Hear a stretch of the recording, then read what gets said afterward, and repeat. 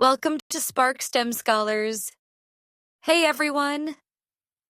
Today we're laying the foundation of Algebra 2 with a review of some key Algebra 1 concepts: linear equations, inequalities, and functions.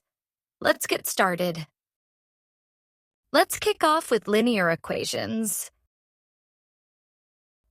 The most common form you've probably seen is the slope-intercept form. Y equals mx plus b. Here, m is your slope. That's how steep the line is. Remember, m is y over x, or rise over run.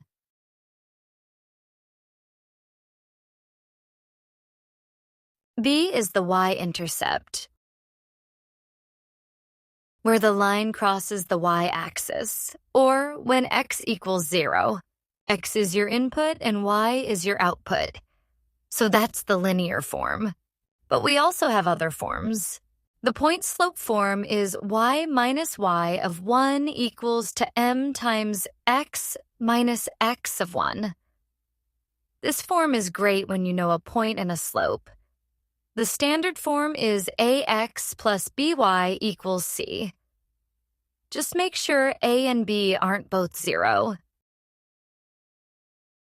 Let's write the equation of a line that passes through 2, 5 with a slope of 3. We'll do all three forms. 1. Slope-intercept form. Start with y equals mx plus b. M equals 3. So substitute m with 3. Now we have y equals 3x plus b. Then plug in point 2, 5 with x equals 2 and y equals 5. 5 equals 3 times 2 plus b. Finally, solve for b. 5 equals 6 plus b. b equals -1. Final answer is y equals 3x minus 1. 2. Standard form. Start with y equals 3x minus 1. Now rearrange it. We have -3x plus y equals -1. Make this positive by multiplying every term by -1. We have 3x minus y equals 1. 3. Point-slope form. Since our m equals 3, x of 1 equals 2, and y of 1 equals 5, plug everything in and we have y minus 5 equals 3 times x minus 2. And there you go. Same line, 3 different forms.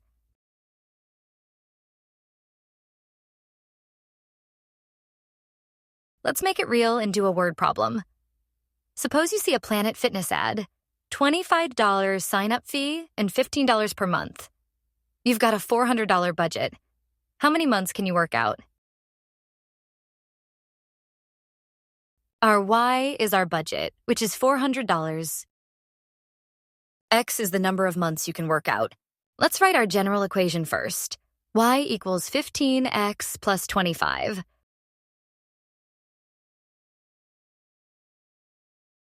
Substitute y with 400 and now solve for x.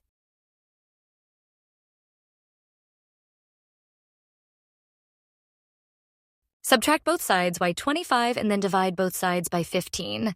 X is equal to 25 months. So with $400, you can work out for 25 months.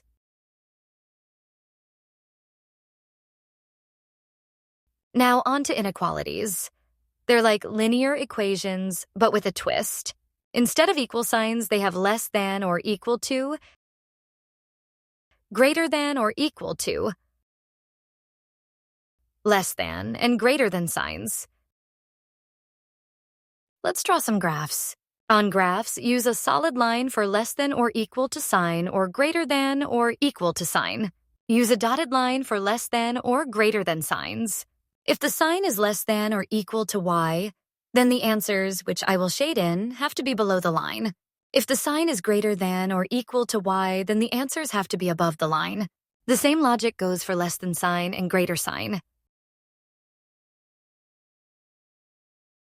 Let's try a word problem. A movie ticket is $8. You have a $50 gift card. How many tickets can you buy? Pause the video and see if you can do it. So, our X is the number of tickets, and it is $8 per ticket. So we write 8X on one side. Now, no matter how many tickets you are buying, it has to be within or equal $50. So we will have a less than or equal sign 50. Now divide both sides by 8, and our X is equal to 6.25. You cannot have a 25 ticket. You need a whole number. 6.25 is between 6 and 7. And since there's not enough for you to get 7 tickets, you can buy 6 whole tickets. Let's try a harder problem. Tables cost 25. Chairs cost 5. You need at least 10 tables and 30 chairs. Budget is $500. You want to rent 12 tables. How many chairs can you afford? Pause the video and see if you can do it.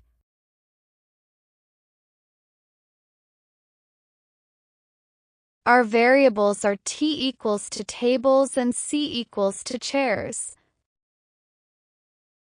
Since it costs $25 per table and $5 per chair with our budget to be $500, our equation would be 25t plus 5c is less than or equal to 500.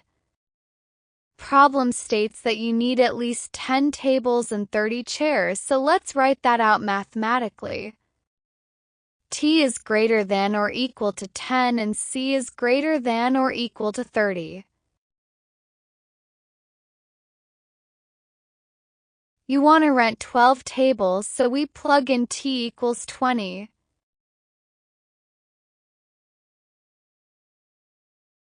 Now solve for C.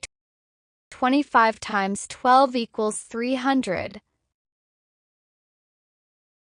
Subtract 300 from both sides and then divide both sides by 5. We got C is less than or equal to 40. Therefore, you can at max rent 40 chairs to be within our budget of $500.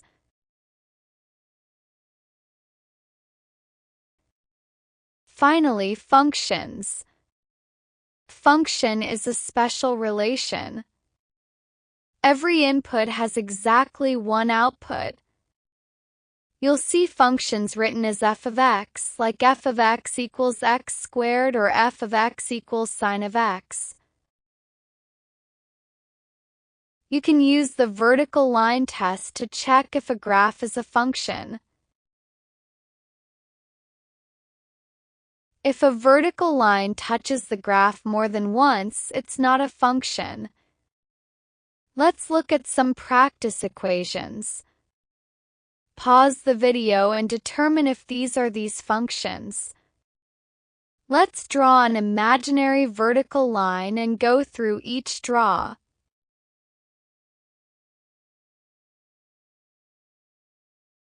The first graph passes the test, so it is a function. The second graph, which is a circle, did not pass the test since the line touches the graph at more than one place at the same time, so it is not a function. The third graph also is not a function. And finally, the last graph is a function.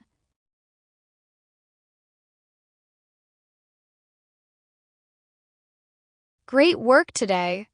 We reviewed linear equations, inequalities, and functions, the backbone of Algebra 2. Practice these skills and you'll be ready for more complex problems soon. If you found this helpful, like, subscribe, and share with a friend who needs math help. See you next time.